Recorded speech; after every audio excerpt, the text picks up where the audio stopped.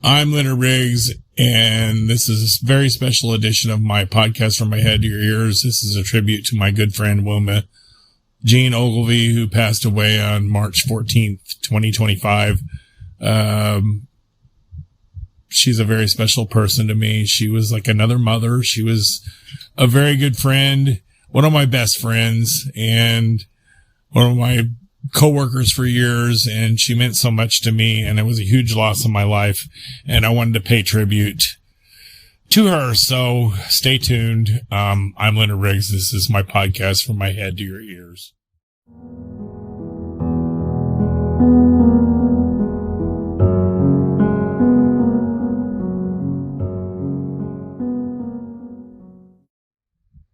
I'm Leonard Riggs, and this is my podcast From My Head to Your Ears.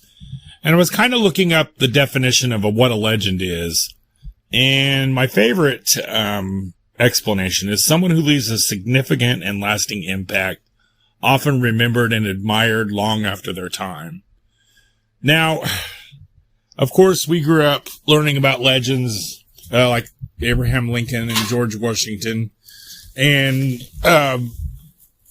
astronauts and heroes and sports heroes and people like that the whole world loves.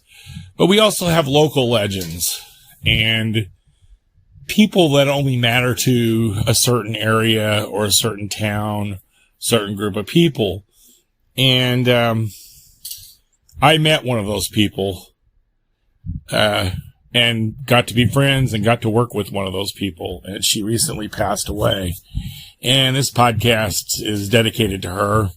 And it's about her. And I'm talking about Wilma Ogilvie of Christopher, Illinois, who worked at the little corner store.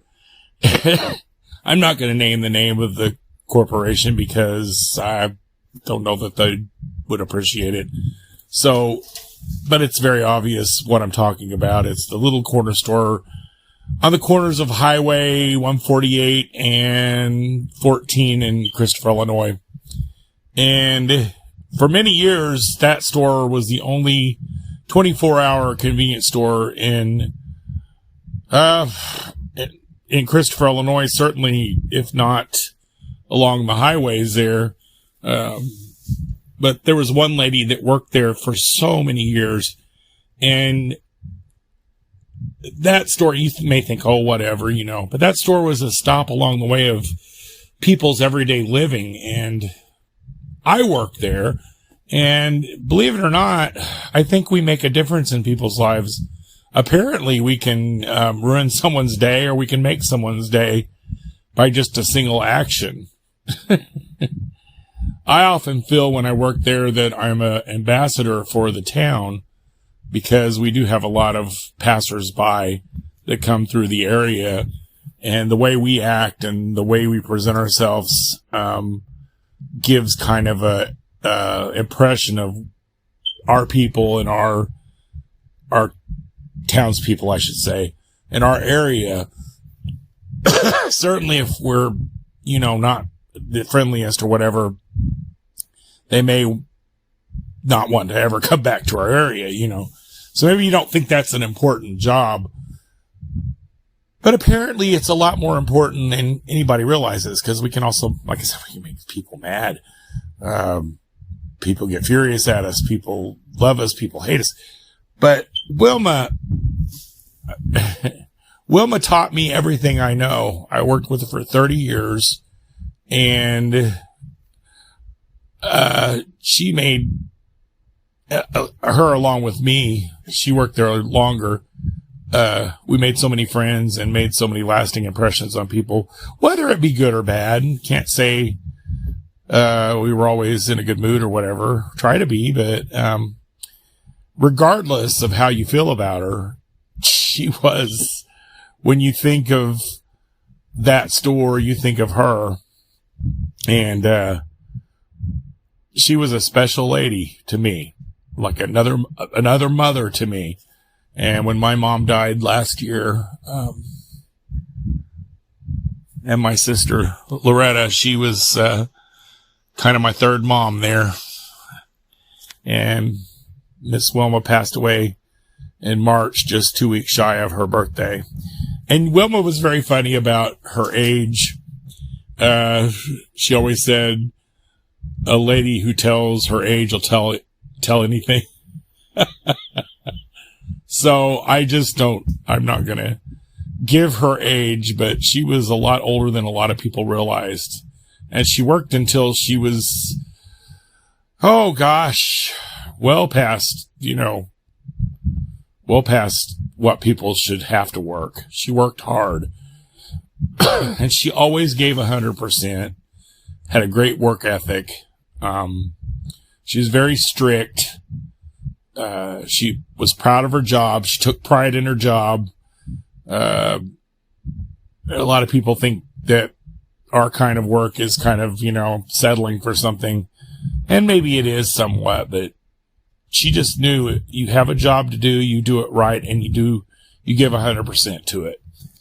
And that was the way my Wilma was. It's real hard to talk about this because I'm still kind of emotionally raw right now. Like I said, I lost my mom, I lost my sister, and then Wilma was like, I'm like, enough of this losing people. But you just have to think, they're all in a better place than we are for sure. A little background. I started my job back in 1990, and I met her. She was the first person I saw when I walked in this store, and she was very, stern looking. At that time, she had coal black hair, and she looked like she really took this job seriously and was no nonsense. That was my very first impression of her. And she told me to have a seat. No, she said, sit down over there, which was directed me to a little table. And I had my interview. I got the job, needless to say, and I started training. And she was one of the people that trained me. And she was very serious. She was a good trainer. And she had a lot of patience with me. I was brand new. Never had worked a job like this before. And it wasn't certainly the kind of job I thought I'd ever have. So it wasn't exactly what I wanted to do with my life. I didn't know I was going to be there for as long as I have been. But this place, when I say this place was busy for this little small town, it was insane. We rented movies. We had a full-blown deli where we sliced meats, and they cooked fried chicken and potatoes. And anyway, the food was crazy busy. It was reasonably priced. It was very good. You're saying gas station food, but it really was. The fried chicken and stuff, it was very good and remains so. It was just absolutely insane. And like I said, the movie rental business was booming back then. And it seemed like whatever service they could have in this little store, they had.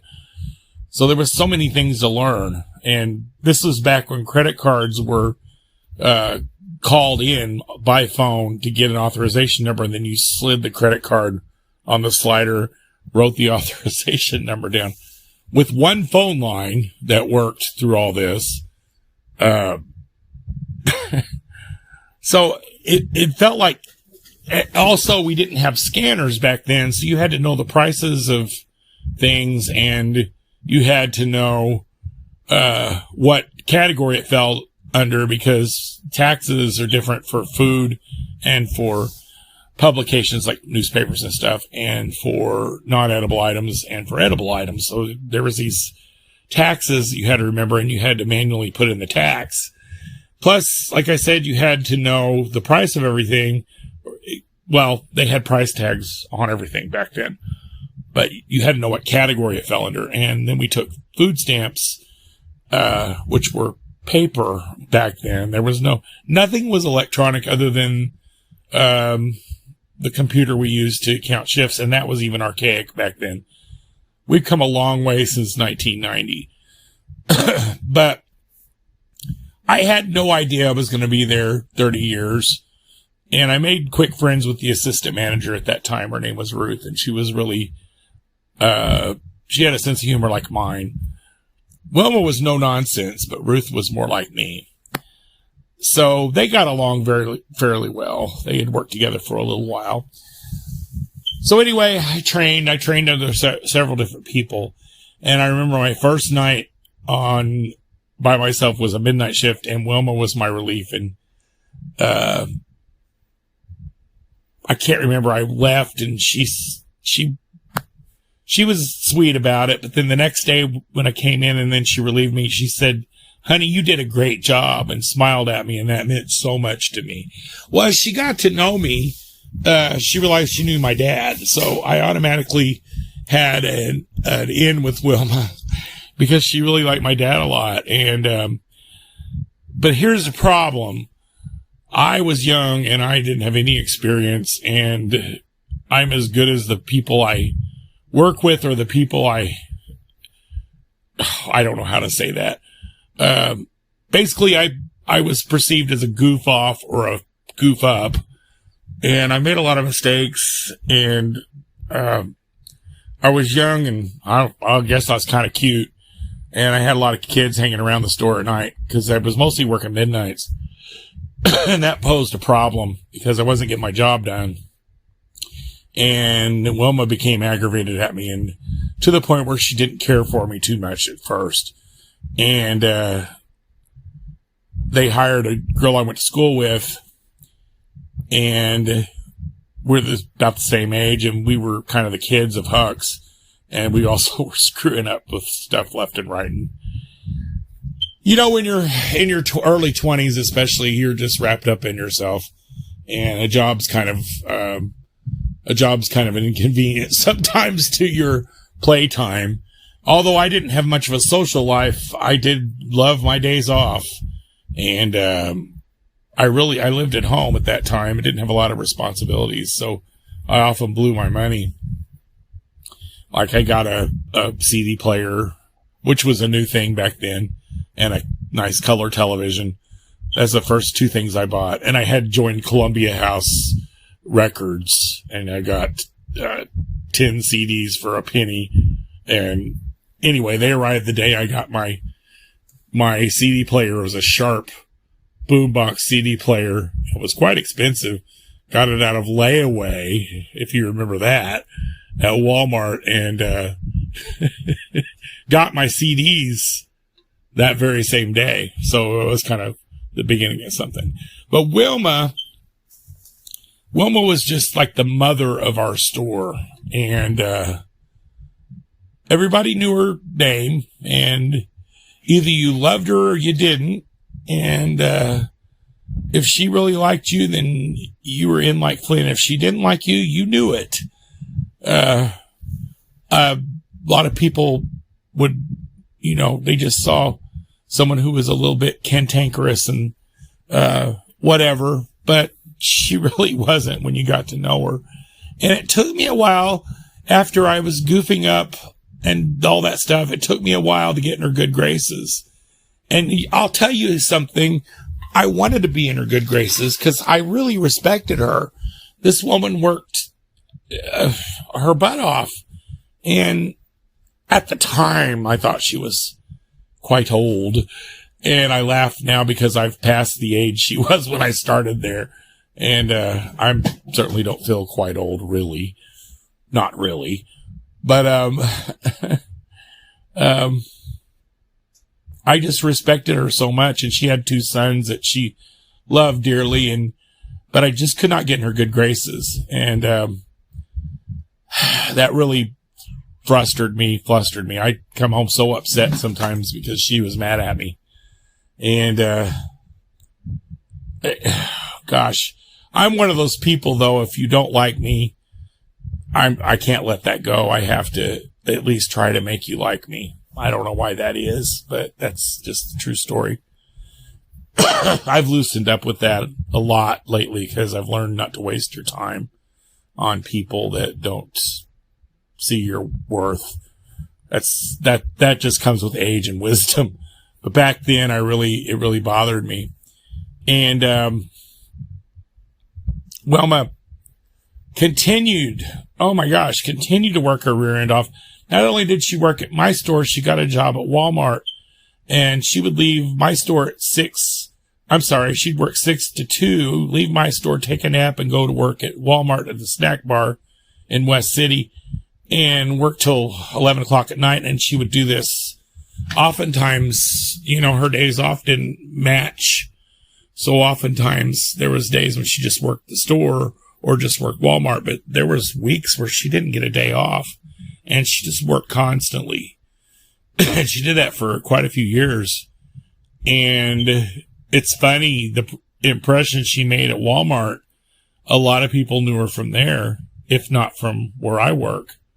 And it's just the fact of the matter is, she was such a strong personality and a strong person that she was very memorable, whether you liked her or not. And I think that's part of her legend. She had a lot of presence and a very strong woman. Man, she didn't like people that slacked. And that's not often popular with younger people when people are like that, But here was the deal. I really liked her, and I kept goofing up. I remember one time I didn't change this is funny. Didn't change a bag in the box, which a bag in the box is the flavor syrup in a box that goes to whatever. This in particular was a chocolate flavor syrup for the hot chocolate machine. And first of all, I don't think I knew how to change it in the first place, but it ran out on my shift. And when she came in, hot chocolate was wintertime, and hot chocolate was very popular item. So it was kind of annoying when it was out, and it was a little bit of a challenge to change. So she grabbed that box. She was mad because I didn't change it, and she slammed it down so hard that the dang thing exploded all over her, all over me, all over the counter, and all over the floor. Maybe it hit a customer or two. I don't know. But she was not happy with me. But what did I do? I busted out laughing, which made the whole situation even worse. So I just kept digging this hole where she just disliked me more and more, and I was just so aggravated about it. In the meantime, I was watching people come and go working with us, and I stood my ground. And I want to think that maybe down deep inside, she kind of was impressed that I stuck it out, because that's, I didn't give up. I just kept going. I had a manager that absolutely hated me. I outlasted her. I took everything she could give me, and I still showed up for work. I got threatened, and they got this, and I still showed up for work. So I think she kind of, maybe down deep inside, maybe she respected that a little bit. I would like to think, but I really wanted her to like me. Well, it came upon Christmas, and Wilma had a little bit of there was a little tinge of, I don't want to say bitterness or toughness or coldness or some little thing that I never could quite, and still for years didn't understand, even after we were friends, about her. But I just wanted to do something for her that was nice, and I wanted to surprise her. So I bought her a holiday centerpiece with candles and stuff, and I got it from the flower shop, and I said, just put from Guess Who on it. And they brought it to the store, and she got it, and it was very pretty. I was very impressed with it. And she just sat there all day wondering, who sent that? Who sent that? Who sent that? And I want to say this was probably about 2 or 3 years into my employment there. And finally, she relieved me. Usually I worked Saturday mornings, and she would work. Usually I worked Friday night, and she would work Saturday mornings. So she was my relief. And she came in and I said, "Did you like it?" She said, "Like what?" I said, "Your centerpiece. That was for me." And she just melted. I was just like, she said, "That was very beautiful. Thank you so much." She gave me a hug. And I think that was the beginning of a 30-year friendship. I could have just said, "To heck with it. You don't like me. I just can't do nothing." But I just knew we should be friends. And that's happened to me before, and it's happened to me since, where something waned and someone didn't care for me, but I was like, "This doesn't seem right. You should, your friendship, your value is meaningful to me, and I don't want to lose you as a friend, or I want you to be friends with me." And maybe that comes off as weird sometimes, but I refuse to back down on that. And there's just a couple of rare instances when that happened to me, because a lot of people are like, "Don't waste time with people that don't like you." And I'm like, that doesn't set well with me all the time. Although, like I said, not everybody would I care, but if it's a special, unique kind of person, I will go out of my way. But what makes Wilma a legend? Wilma is a legend because when I was a kid, there were people that I remember fondly or not so fondly to this day that were always there. I have fond memories connected to them, or not so fond memories, but they were always there, and everybody knew them, and everybody remembered them, and they were present all the time. And when I was a kid, there was a man at the local Ben Franklin store named Mr. Hitt. And he was the clerk there, and he would follow us around as kids, making sure we didn't steal. And he was very stern. And I don't know that he didn't like kids. He just didn't trust kids. Now, the dime store had a toy section, and we'd all go back there, and here he'd come. And there was a squeak in that floor. And I remember you'd look up and he'd have his arms folded and he'd be looking at you. He kind of looked like Mr. Hooper from Sesame Street? Only he was very stern. And I get to thinking about that, because that's like Wilma. Wilma's often considered to be very stern. Was he? I would like to know, to the people that were related to him, the people that loved him, was he that stern? I never thought of him as a person. I just thought of him as the mean old man at the store. And I don't know that he had kids. I don't know that he was married. I don't know nothing about him. But yet I remember him, and here I am almost 60 years old. And that's the way Wilma is. People remember Wilma. That lady, and you'll get 18 million different opinions of the lady. But the people that love her adore her. And I'm one of them. I'm Leonard Riggs, and this is my podcast from my head to your ears, and I'll be right back with more about my friend Wilma Ogilvie. Thank you for listening, and stay tuned.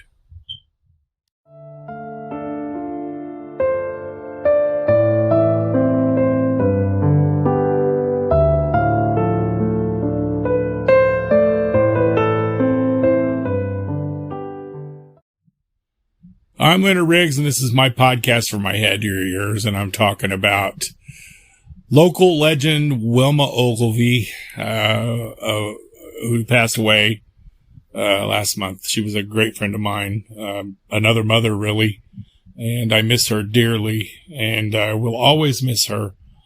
And I wanted to do this tribute to her on my podcast because, quite frankly, like me, I think everybody knew the woman, and I wanted to show the side that I know,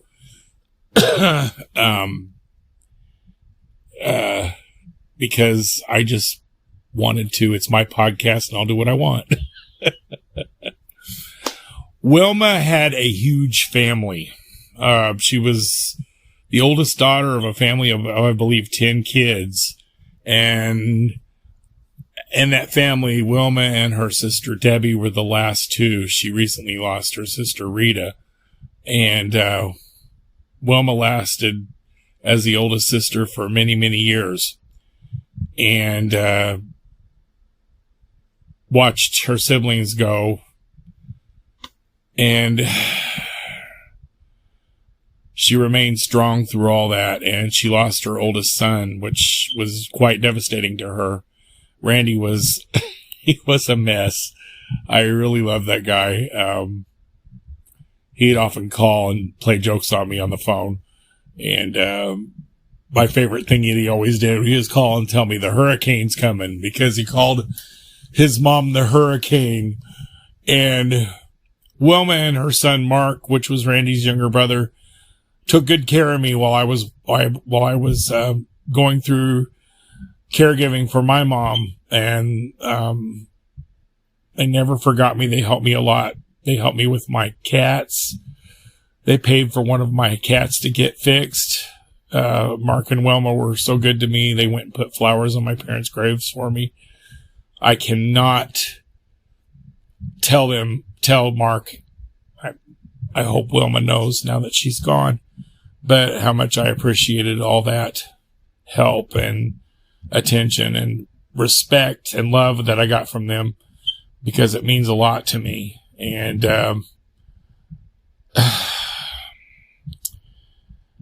Mark came and got me.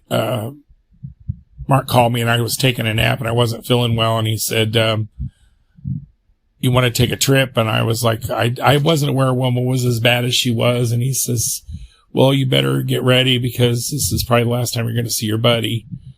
So I hurried up and got ready, and I got to say goodbye to her, which meant a lot to me.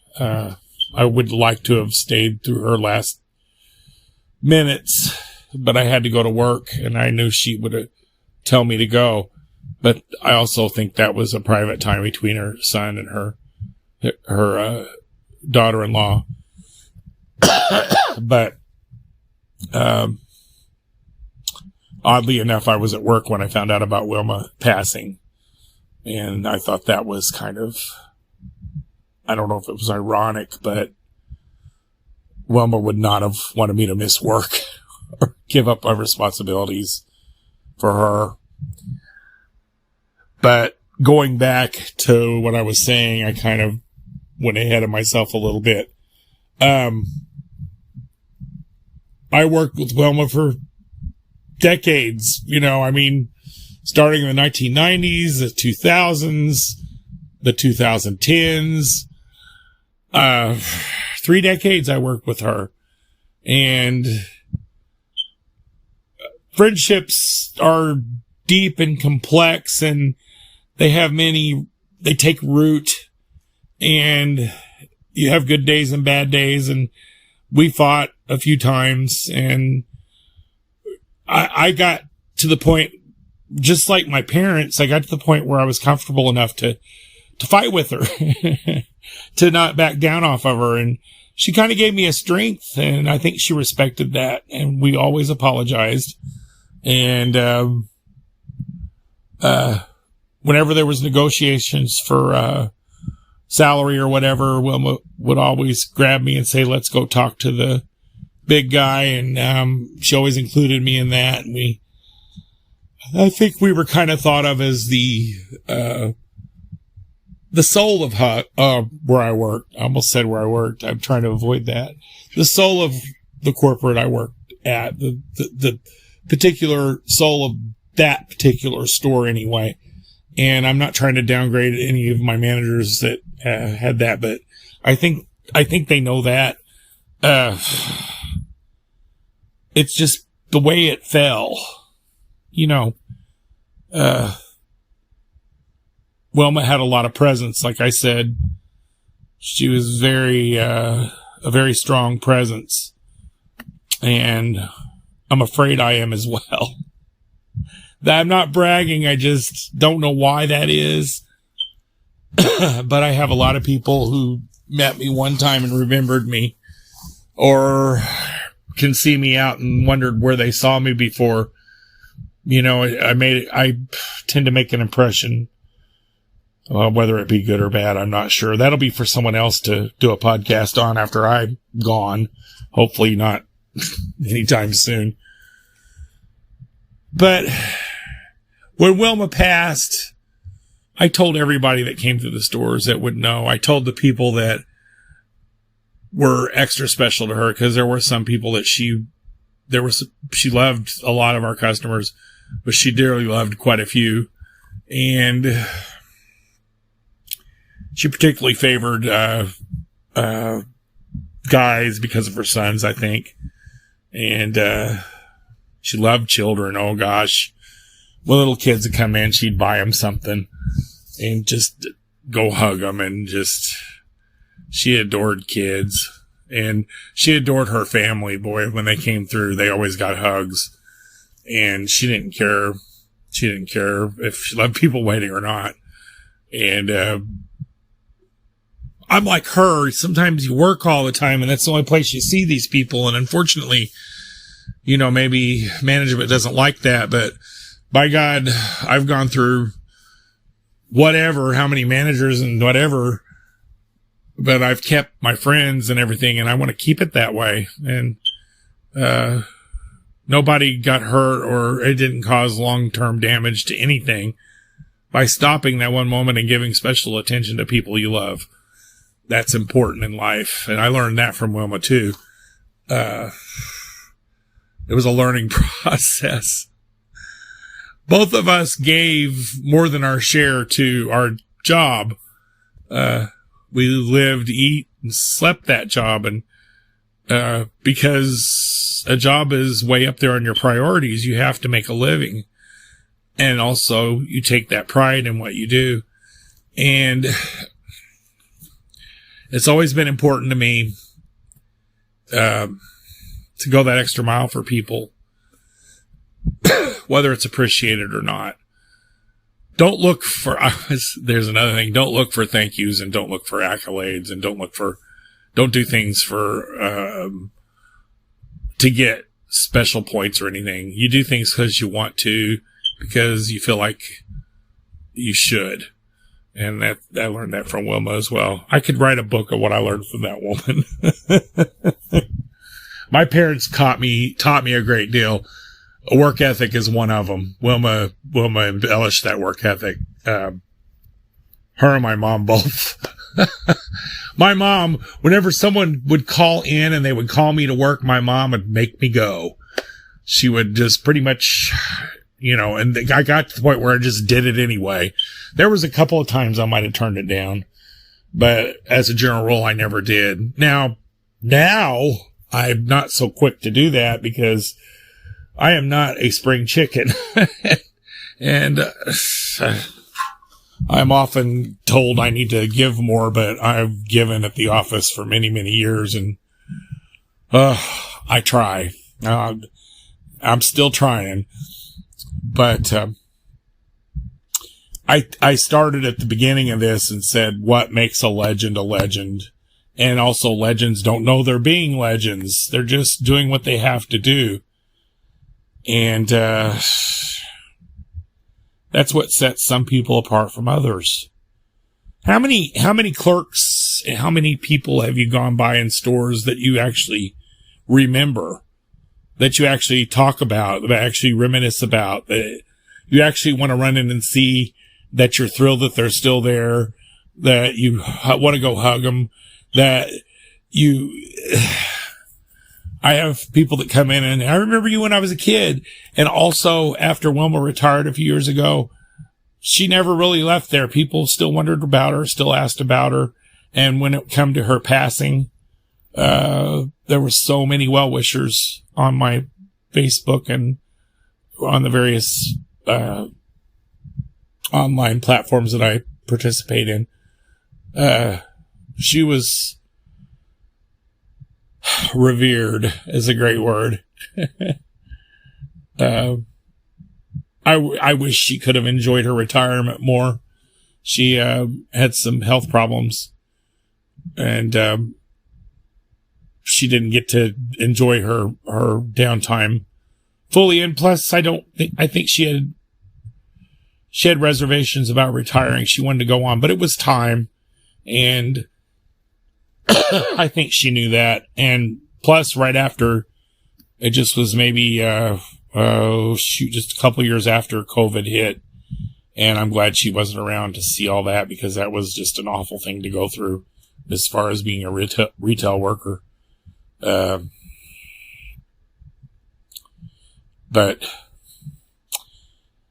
I'm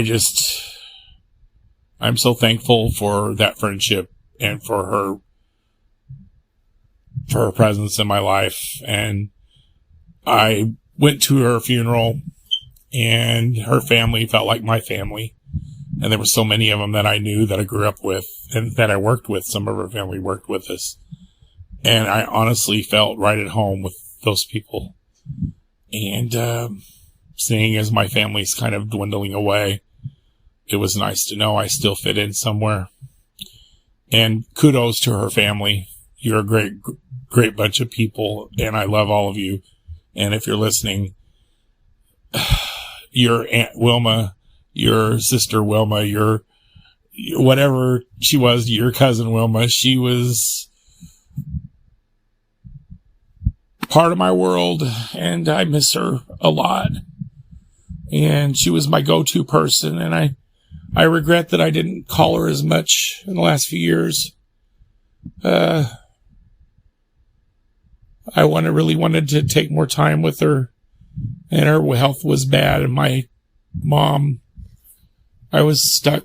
I don't want to say I was stuck taking care of Mom, but I was actually not able to go to a lot of places because I had responsibilities. And, but that's a good thing about a strong friendship. It survives all that. And I did get to go kiss her on the head and tell her goodbye when she passed. And that meant the world to me. And thank you, Mark and Rhonda Ann, for that.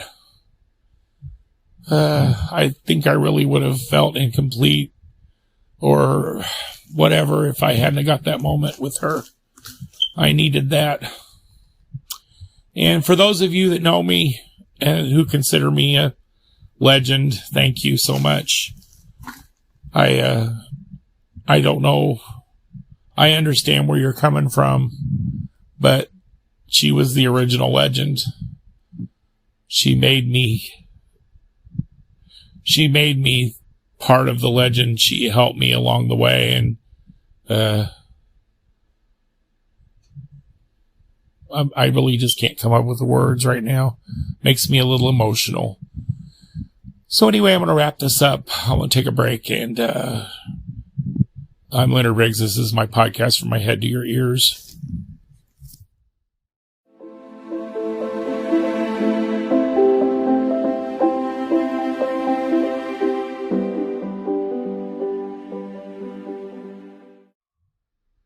I'm Leonard Riggs, and this is my podcast, From My Head to Your Ears. And I'm paying tribute to my good friend and local legend, Wilma Ogilvie, who worked at my store for 30 plus years, 36, I believe, almost 37, and made a lasting impression on the people in our area that grew up here. 3 decades is nothing to sneeze at about when you work somewhere. That's quite a long run, and she was a part of many people's everyday lives for many, many years. And I'm wrapping this up, but I would like to say a lot of things about Wilma maybe you didn't know. Wilma loved children. I told you that. She took the time always and would make over children, and I think she brightened their day if they were well behaved. If you weren't being good, she'd tell you that too. But as a general rule, she loved kids. And not as a general rule, she just did love kids. I told you she loved her family, her nephews and nieces, especially her sons, Mark and Randy, were her world. She went through a lot of hell to raise them. Not that they were hell, but just, the marriages she went through, and raising her 2 boys on her own quite often, and working nonstop to leave them something when they passed, and then losing one of her sons was a big blow to Wilma, and she just kept going, losing her sisters and brothers along the way too. They were the world to her, and it was just one blow after the other. And like I said, I have lost 2 siblings, and I know they take a little bit of and my two parents, I should say. It takes a little bit with you every time you lose somebody. A little bit of you goes with them. And a little bit of them stays with you. So I guess it's a fair trade. But she loved her family dearly. My nephews, nieces, everybody. There was just no doubt about that. She loved doing what she did. She took pride in her job. She hardly ever missed, unless she had to. She had a massive heart attack after working those two jobs back in the late 90s, and slowed down a little bit after that and just kept one job. And she went from being a very, I don't want to say, what do you call it? She smoked. She loved cigarettes, and she gave all that up, and she worked herself into a health regimen, and she'd walk her dog, Sylvie, and she kept herself in shape and gave up cigarettes and tried to eat right and kept her weight down, and just an amazing person. Very ultra responsible. She would try to make, she was ready to help when she could. She gave to animal charities. She ended up losing her dog, and she ended up loving cats, and she had several cats that she absolutely adored, and they adored her, and just she was an animal lover in general. And she really, really, really, really loved her customers, and she loved being a part of your lives. And it meant so much to her when I tell her about how people asked about her all the time, and how important. I used to tell her I was going to hire her back just to shape some of these youngins up that come into my store like she shaped me up. And that was true. I wished I could have.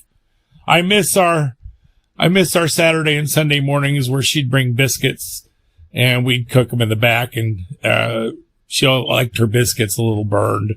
And we used to have our biscuits on the weekends, and that was always my Wilma time with her. And even after I don't drive, so even after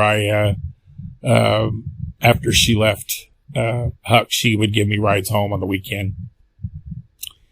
And she always watched out for me. And like I said, her and her son Mark were so good to me, and Rhonda Ann, her daughter-in-law, were good to me when I was going through with what I did with my mom. I cannot ever, ever thank her so much. And